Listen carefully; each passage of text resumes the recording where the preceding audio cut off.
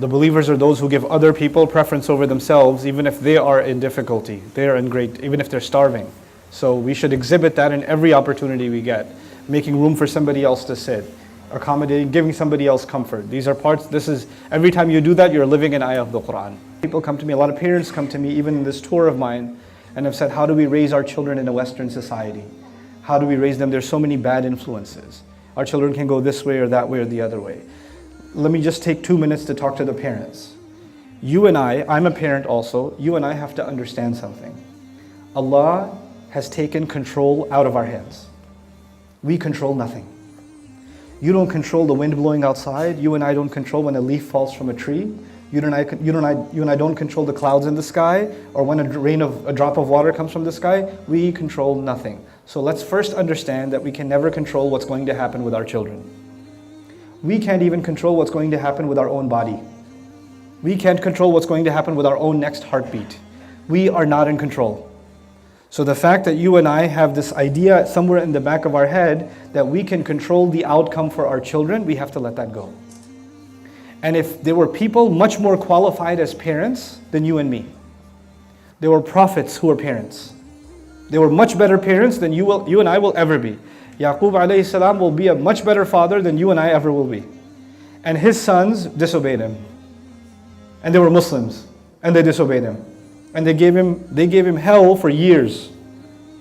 For years. And he would cry and cry and cry, and they would get angry at him. Instead of apologizing to him, they would get angry at him. They're the ones who killed or tried to kill Yusuf. They're the ones who took him away, and their father's crying, losing his eyesight, and they're yelling at their father. Tafta'u tadhkuru Yusuf? Tallahi tafta'u tadhkuru Yusuf?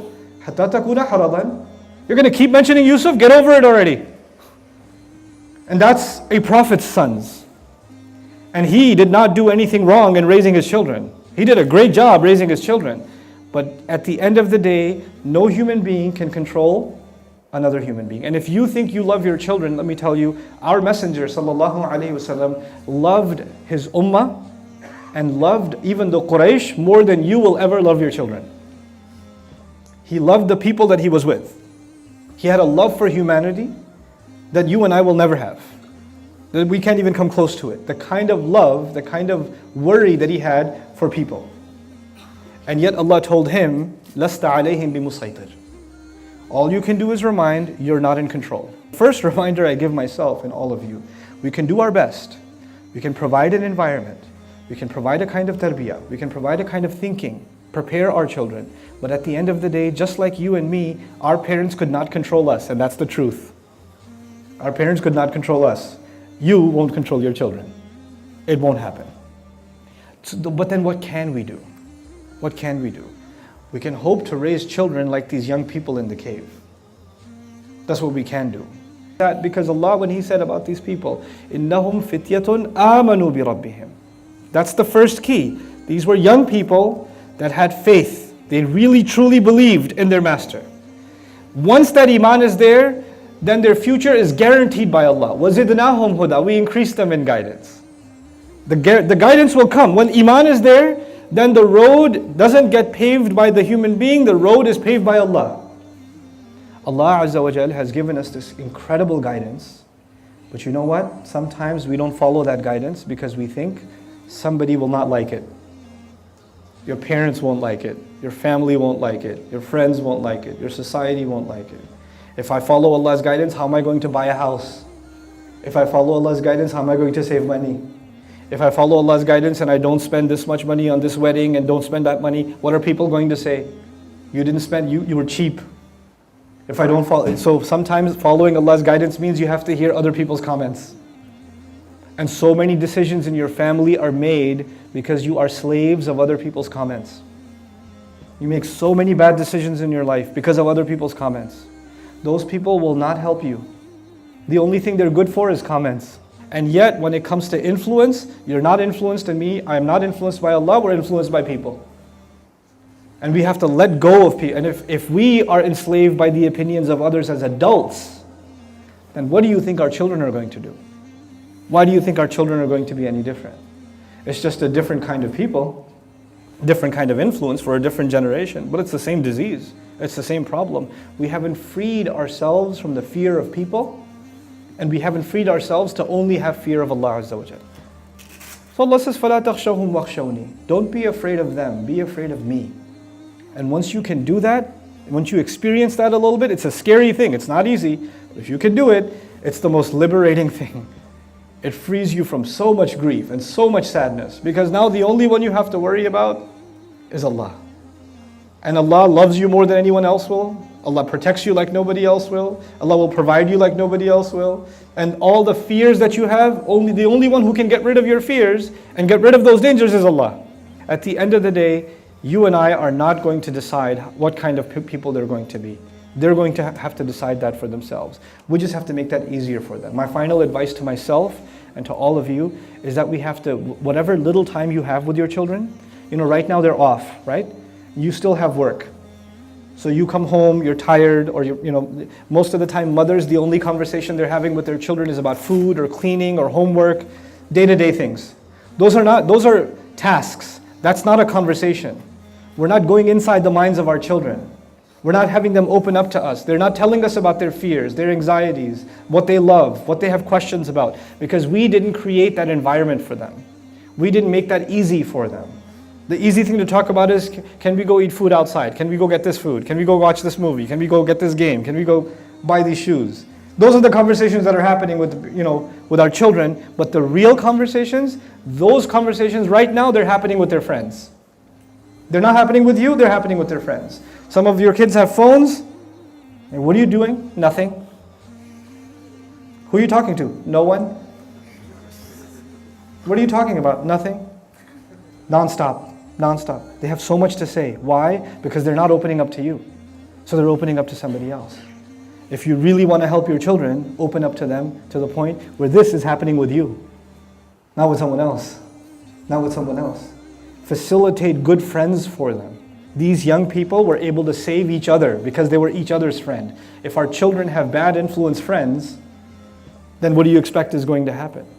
Which is why being part of a masjid, being part of there's a youth group here, there are youth activities here, making your kids part of those kinds of activities so they make friends of other Muslims. That's actually a part of saving them. And these children did not become amazing because of their parents, did they? They didn't become amazing because of a positive environment. As a matter of fact, these young, incredible men that we recite about in the Qur'an are born and raised and spent basically their entire life in a negative, un-Islamic, evil environment. So when you and I think what will save our children is an environment, the Qur'an is painting a different picture. An environment can help, and the environment doesn't save a human being. There's a world inside a human being, and there's a world outside a human being. The world outside the human being can be whatever. It could be good, it could be bad. The real difference will be what's happening inside. What's happening inside of a human being. These young men thought, they inquired. They became people who reach conclusions for themselves. When you tell your children, pray, pray, pray, pray, pray, you're telling them and they don't even know why. They have no idea why. And when they don't know why, the moment they turn into teenagers and they get a choice for their own, they turn 16, 17, 18 years old, they stop praying. And then you say, we went to Islamic school. We took you to Sunday, Saturday school. You memorized so much Qur'an. You used to pray right next to me. Why are you not praying anymore? What happened to you? Somebody did some magic on you. Please, bring him to a sheikh and the sheikh will blow over his head or pat their head and then they'll start praying again. That's not what happened. We never made them capable of thinking for themselves. If the only reason they were following this religion is because the parents told them to, that's not good enough, because that's the reason somebody else may be Christian. That's the reason somebody else may be Buddhist or Jewish or something else. Because their parents are. They told them. The moment the parents are gone, the religion is gone. The religion is gone. We have to now empower young people at a young age to be able to think for themselves. The Qur'an is constantly calling not for obedience. The Qur'an is first calling people to think. أَفَلَا تَعْقِلُونَ Think, and think. How often do we have conversations with our children where we make them think about this religion? Why do we believe in Allah anyway? Why should we accept the Qur'an? Why is the Qur'an the perfect word of Allah? Why, if one day I am dead, why should I be able to tell my children, when I'm dead, what are you going to do? I won't tell you to pray. I won't tell you this is halal haram. I'll be gone. then it's just you and Allah. Then how are you going to, why would you follow it? And I have to ask, sometimes I have to ask my boys and girls some of these hard questions. So if I'm dead and your mother's dead, your parents are gone, no family left, and you guys are on your own, why would you still pray? Why would you still pray? I asked them those hard questions. Why would you still follow and stay away from haram things? Why, if you made a mistake, why would you still make tawbah? Why not just say, it's okay, it felt good, should do it again? Why not? You see, Allah Azza wa Jal describes these people in such high terms. He put them in the Qur'an. He put these young people in the Qur'an. These people were not scholars. These people were not prophets. These people were not hugely knowledgeable. These people did not give speeches or long years of da'wah, nothing. What makes them amazing, so amazing that Allah honors them in the Qur'an is that number one, they were young, and they decided that they're going to live their life in the way Allah wants them to. They're going to commit themselves to one God no matter who hates it.